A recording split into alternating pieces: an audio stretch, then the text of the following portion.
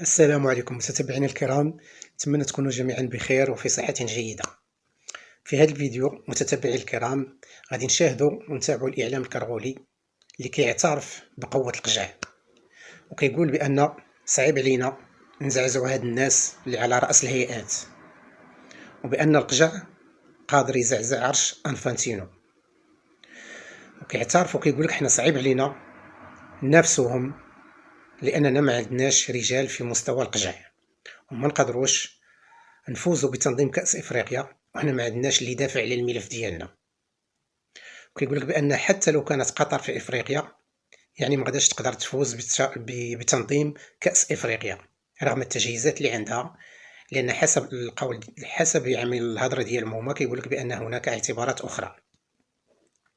فبين قوسين فهاد الإعلام الكرغولي ففين ما كتحقوا أي حاجة ولو شيء بسيط جدا فكينسبوه ليهم وكيقول لك بأن راه يعني الجزائر قوية والجزائر عندها البنى التحتية وحنا وهذه المهمة علينا، ولكن ملي كيفشلوا أو فقط كيشموا بأن الريحة ديال الفشل جاية جهتهم، فهنا أصابع الاتهام دائما تشير إلى القجع والمغرب هما السبب.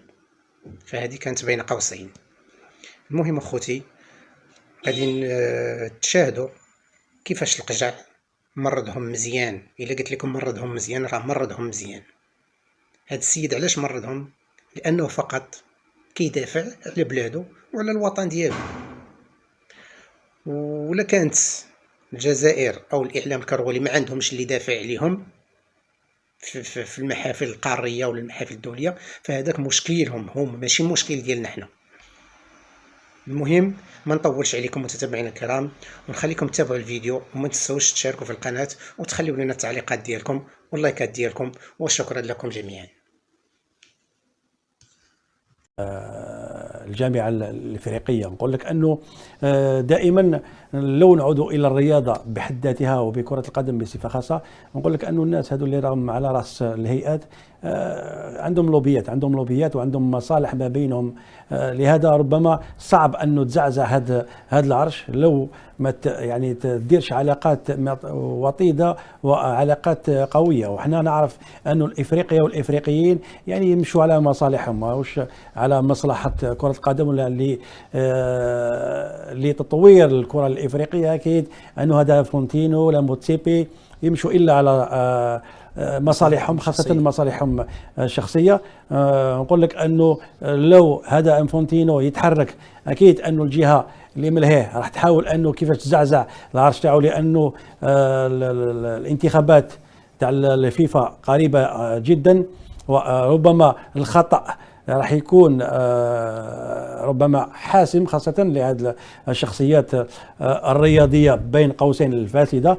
نقول لك أنه متأكد أن الجزائر لو يعني تأخذ بزمام الأمور خاصة السياسيين، يعني الدولة، أنا نتكلم عن الدولة، تأخذ بزمام الأمور خاصة الدولة تأخذ بعاتقها هذا الملف، أكيد متأكد راح تمشي به بعيد. لأنه أقول لك أنه في القضايا العادلة وفي السياسة وفي الأشياء مثل هذه دائما الجزائر تخرج منتصرة، لكن في الرياضة أنا أشوفه بلي كاين صعوبة، لأنه كاين لوبي كبير وصعب أنه زعزع هذا اللوبي هذا، لأنه يعني فيهم عندهم علاقات وعندهم مصالح لربما الجزائر راح تحاول والجزائريين راح يحاولوا كيفاش يدخلوا للهيئات الإفريقية والهيئات الكروية لكي على الأقل تكون عندنا مناصب حساسة. ربما وجب البحث عن طرق أخرى تاع القرار. أكيد يعني مناصب تاع اللي ياخذوا فيها القرار، وهذا الشيء اللي ربما صعب بعد 2017 ما حدث لنا في 2017.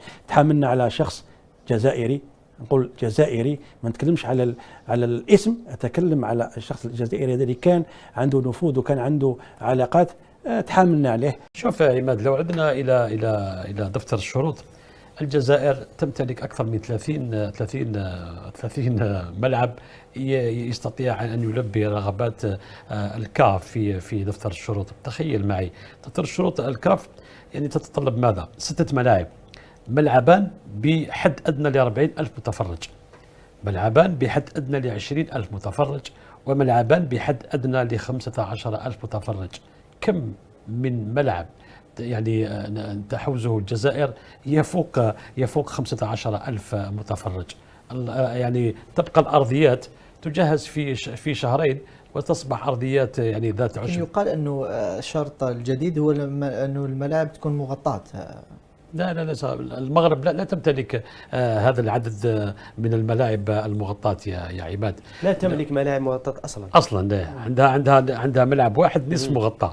ملعب مراكش. لذلك يا عباد انا اقول واعيد واكرر بان افريقيا اي نعم تضع دفتر الشروط، لكن في الواقع هي تكفر بذلك الدفتر، لا لشيء سوى لأن يعني الدول التي نالت أو حازت على فرصة احتضان نهائيات كأس إفريقيا لم تلبي كل هذه الشروط، ولم تكن في مستوى بعض الملفات التي كانت موضوعة على طاولة الكاف. الهيئة هذه يا عماد موبوءة، مليئة بالرشاوي ومليئة بالكثير من الأمور غير الرياضية. لذلك يا عباد أقول وأكرر وأعيد مرة أخرى، لا نستطيع أن نفوز بتنظيم كأس إفريقيا ما لم نستثمر في الرجال يا عباد. عندما بنينا 5 ملاعب أو عندما قررنا بناء 5 ملاعب كان هناك من سحب البساط من 5 أعضاء في لجان الكاف. لذلك يا عباد هذه المعادلة الغير سوية، كيف نبني ملاعب ونسحب رجال من الكاف؟ لا نستطيع أن نذهب يعني إلى الأمام قدما. علينا الاعتماد على من بنى الملاعب وليس على من سحبها. علينا أن نستثمر في الرجال بموازاة بناء المنشآت يا عباد، لأن إفريقيا مثل ما قلت لك لا تقر ولا تعترف بتفوقك ميدانيا. إفريقيا تعترف بالكولسة، إفريقيا تعترف بأمور تحت التحكيم، تعترف بأمور تحت الطاولة.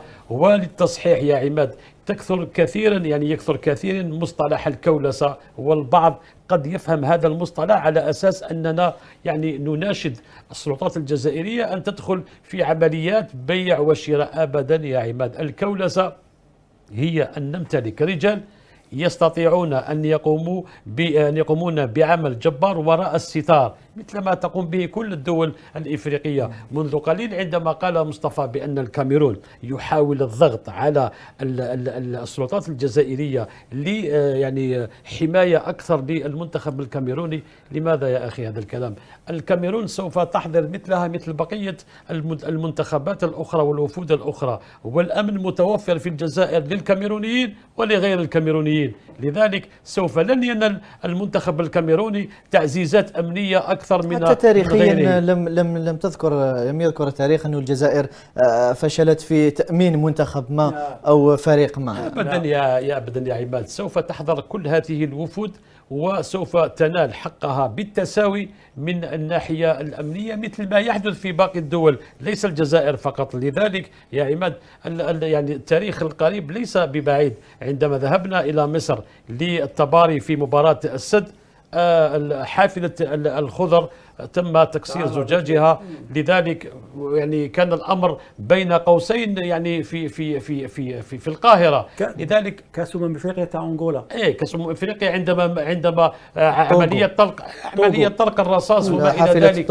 هذه افريقيا لو لم يكن فيها مثل هذه الامور لسميت اوروبا او اسيا او امريكا. لذلك يا عباد الجزائر مثل بعض الدول الكبرى في هذه القارة تمتلك من المنشآت ومن المعطيات الأمنية ما يغنينا عن الحديث على هذه الأمور. أوغندا يا عباد إذا كان لديهم مشكل داخلي، ما علاقة الجزائر بمشكل مالي بين الفريق الوطني ووزارة أوغندا؟ عندما قررنا يا عباد في وقت معين أن ننسحب من الشان كان قرار سيادي ولم تتأثر الدورة التي انسحبت منها الجزائر بانسحاب الجزائر. اليوم المنتخب الذي يريد أن ينسحب عليه أن ينسحب، سوف ننظم هذه الدورة به أو بدونه.